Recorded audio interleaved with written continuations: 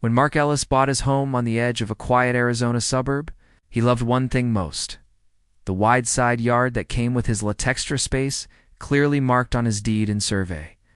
But 3 years later, he walked outside to find HOA contractors moving the neighborhood park's fence directly onto his land. No notice, no request, nothing. Mark thought it was a mistake. He emailed the HOA politely. But the response came fast and hostile. A sharply worded message from the board, claiming the land had always been designated as common area and accusing him of interfering with community improvements.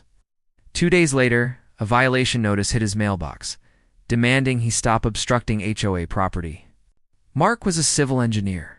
He knew boundaries, liabilities, and paper trails better than anyone on that board. So instead of arguing, he opened a new folder on his laptop, Case HOA.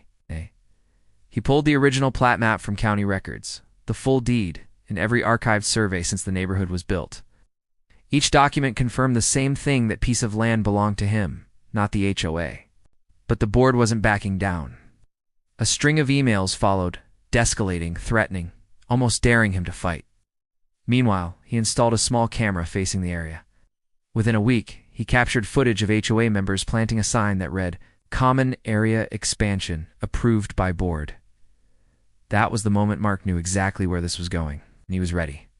When he filed in small claims court to stop the encroachment, the HOA arrived confident, armed with printed bylaws and rehearsed lines. The board president spoke as if the outcome were predetermined. Then the judge looked up and asked the simplest question: who is the legal owner of the disputed land?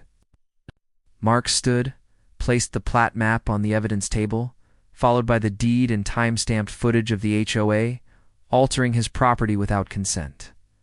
The courtroom shifted. Even the judge's expression changed from neutral to unmistakably stern. The HOA's argument collapsed instantly. Their common area designation had no legal basis. Their fines were invalid. Construction was a violation of property rights. The judge ordered the fence removed, the land restored, and the HOA barred from issuing any further notices related to it. Mark walked out of the courtroom calm. Steady justice served. In the weeks that followed, neighbors whispered, board members resigned, and the HOA issued a rare official apology. For the first time in months, Mark's yard was truly his again. And the HOA learned a permanent lesson. You don't get to occupy someone's land, not when the truth is on record.